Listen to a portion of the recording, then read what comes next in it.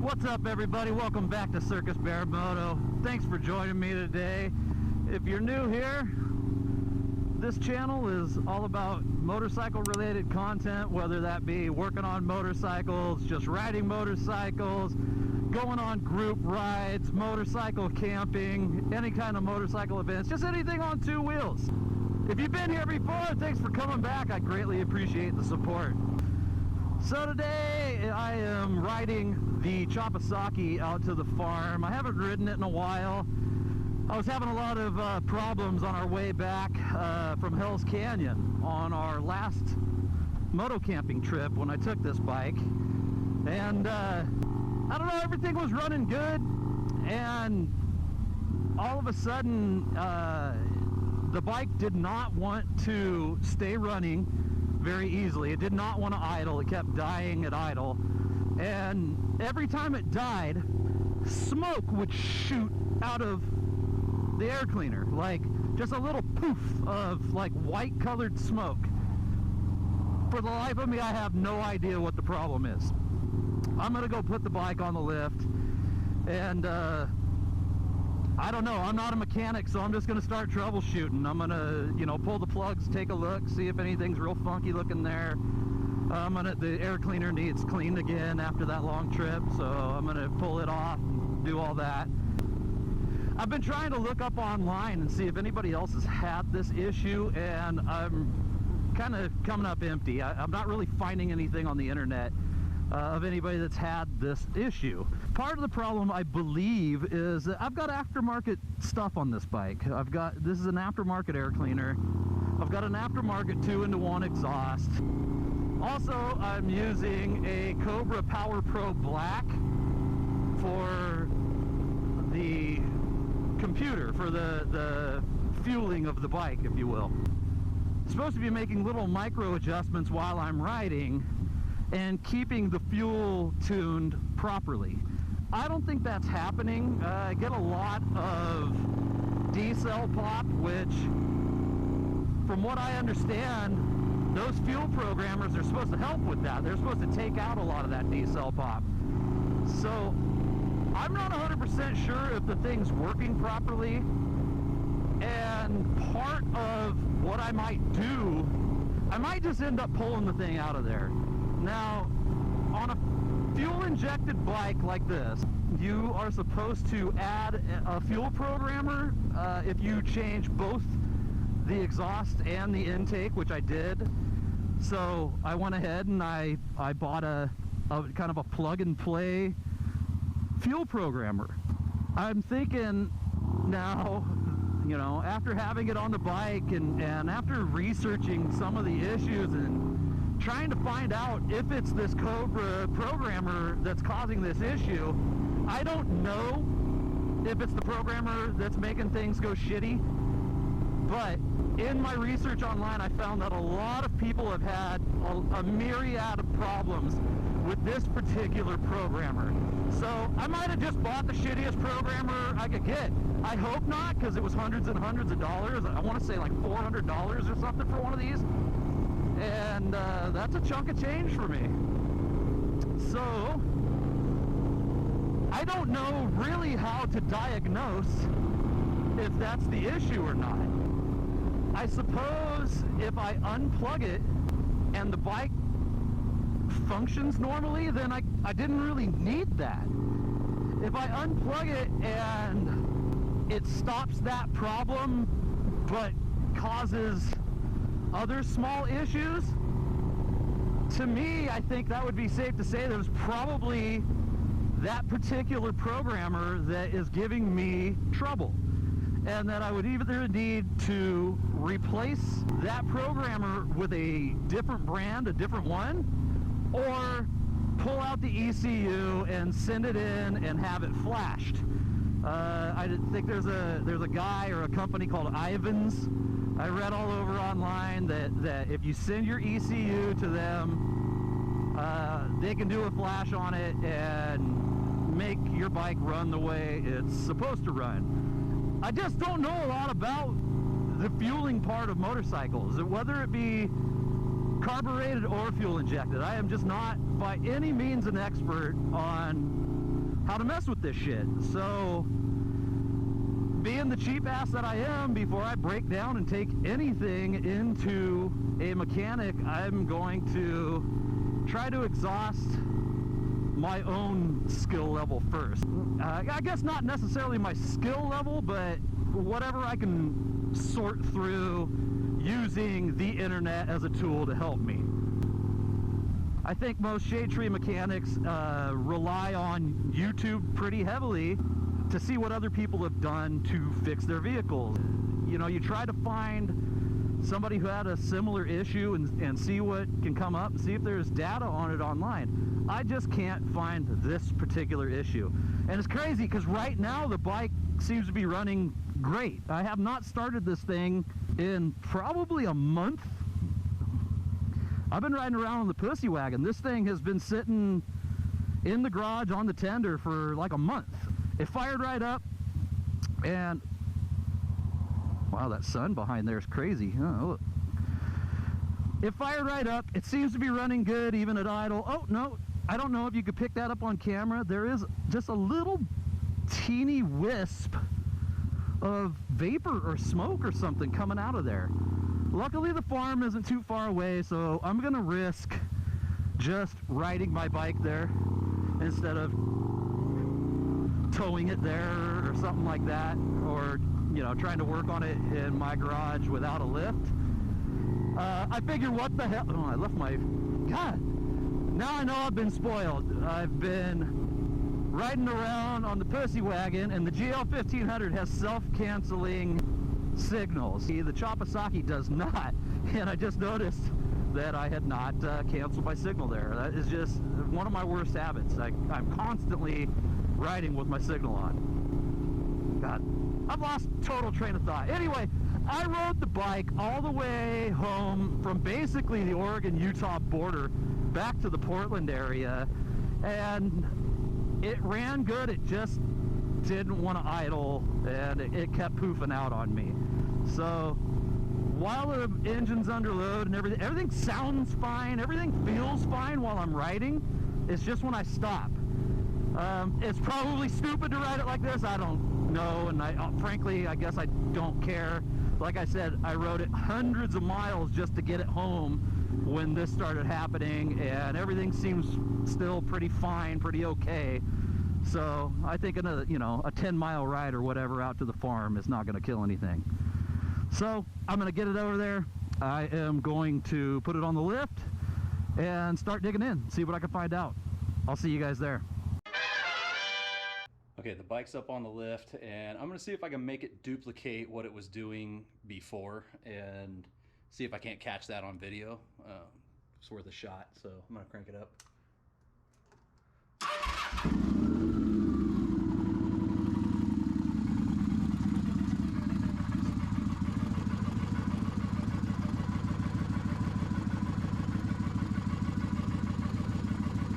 So it would die at idle, and then just a little poof of kind of white looking smoke would come out of here. I don't know, I rode it over here and it didn't do it the whole way.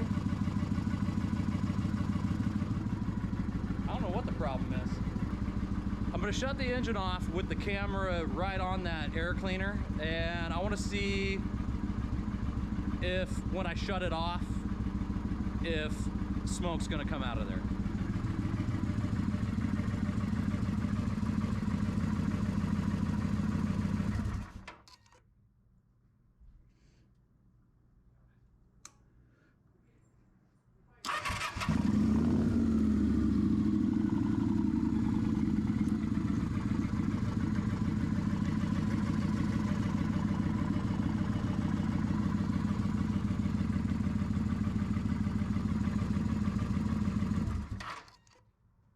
Son of a bitch. Did it run good coming off? I don't know what the problem is. Here.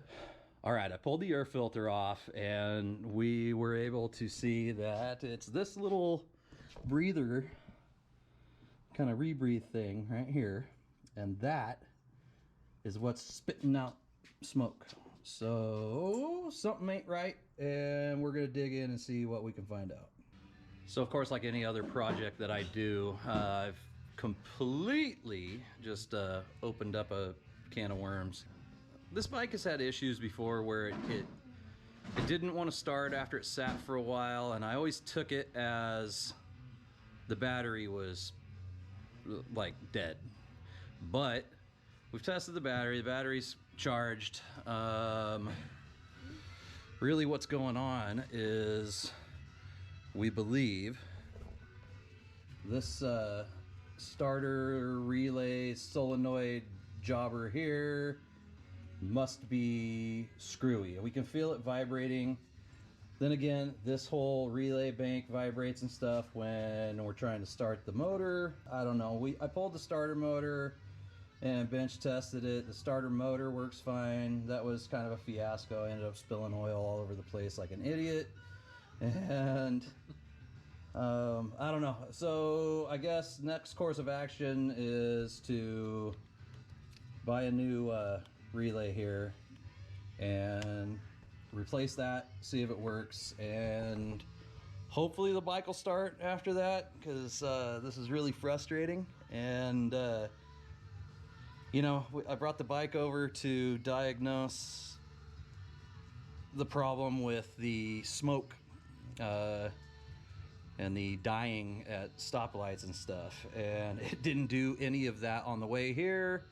And as a result of, you know, pulling things apart, all of a sudden the bike doesn't want to start. So I think that solenoid's fried. So I'm gonna order one, and in a couple days we'll put it in, see what happens. 3 days later. So my part finally came in. It actually came in a little sooner than I expected, but I got my relay in the mail. Let's take it out of the package here real quick. So, looks exactly right. That's the guy right there. So I'm gonna disconnect this one and put this one in its place, and I really hope that that's the issue. If so, cheap and easy fix. I'll be right back and let you know how it goes. All right, I replaced that little relay for the starter, and it didn't work. I think I have a problem in this electrical junction, kind of relay junction box, whatever you want to call this. And I believe I can get one of these for around 120 bucks, but this is the noise that it is making. That's when I hit the start button, and you can feel that vibrating, which I thought was this vibrating, and it just made everything feel like it's vibrating. But now, you know, got a brand new relay in here. So, shit. I guess I can try to pop start it. You know, I've had issues where it didn't want to start before and it would pop start. But I think this part is probably toast. Tested the battery seems fine. I mean, I haven't pulled it out and took it in, but the battery's really not that old, and it's charged, so I can't figure that out. I don't know why this problem just happened. Like, the bike was starting fine, then all of a sudden it wasn't. I'm not really sure what to do here. The bike started when we roll started it. We got kind of frustrated and decided to go ahead and push start the bike. It started up, I rode it up and down the driveway, it stayed running, but the lights were all kind of flickering, and they've never done that before. So there's just something totally fucked up going on with my electrical. I don't know what to do about it. I'm gonna have to, I guess, take the bike to a real mechanic, which sucks because I really didn't want to have to pay somebody to do something, but I'm kind of reaching my limit of what I can do. I'm testing things, the wires look fine. I mean, things look good. I'm hunting on the internet and I can't really seem to come up with a good solution. So guess this bike's going to the mechanic. Shit. The next day. Okay, picking up the Chopasaki from the farm. So, after all that bullshit, it ended up being a junk battery. So, the battery that I had in there was less than 2 years old.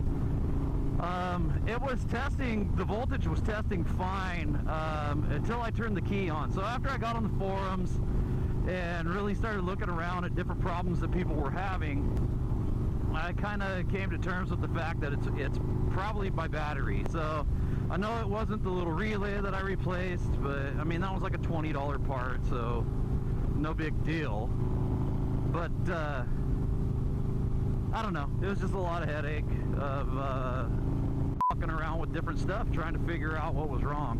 But hopefully now with this new battery, you know, $84 battery later, I can't believe how much batteries cost. It's insane. Just for a tiny little battery for a motorcycle, $84. Anyway, got a new battery in it. Hopefully everything's fine. After I put the new battery in it, I fired the bike up, I let it run for a while, and I was trying to get it to duplicate the little poof of smoke that was coming out of the air cleaner. I couldn't get it to do it while it was just, you know, running on the lift. So I'm gonna ride it around for a while, see if that problem miraculously has fixed itself. I don't really know how it could, other than if it was some sort of an electronic fueling issue. I don't know. If it was some sort of an electronic fueling issue, I guess having a shitty battery could make things go wonky.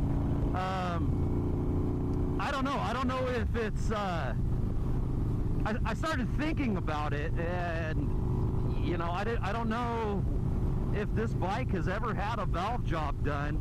I've never done any adjustment to the valves or done anything on this since I've had it. And I've had it for a few years now and put a few miles on it. When I pulled the spark plugs out, they looked good. If you've got valves that are out of adjustment and you're getting some sort of blow-by or whatever, I would think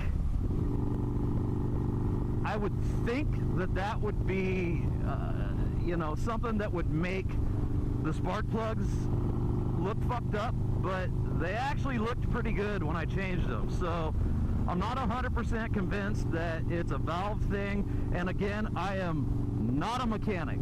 I hunt and peck and scratch and claw my way through repairs and work on my motorcycles when it needs done. I know that I have most of the tools to do just about everything, and that I'm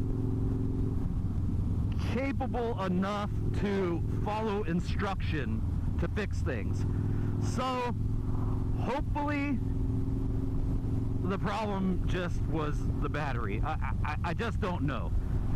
But I'm going to ride the Chopasaki around for a while and see if it duplicates at all any of the issues that it was having while I rode home from Idaho.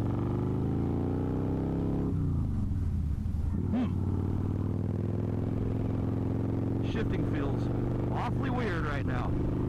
And there's a couple misses. I don't know exactly what's going on with this bike. This is my faithful steed, man. I can't have the Chopasaki out of commission, man. This is... I know it's not much of a bike, but this is my baby. This is my love. I love this bike.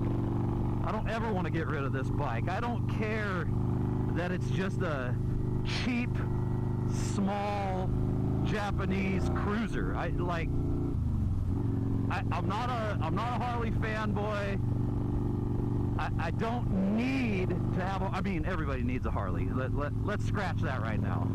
I do need a Harley, but not to replace this bike, just to have a Harley. I love this bike. I'm not a Harley fanboy. My want and need for a Harley has nothing to do with the rah-rah, you know, go Harley Team America shit that a lot of guys are all about with the Harleys. I just dig them. I mean, Harleys are cool, but I like bike. All motorcycles are kind of cool to me.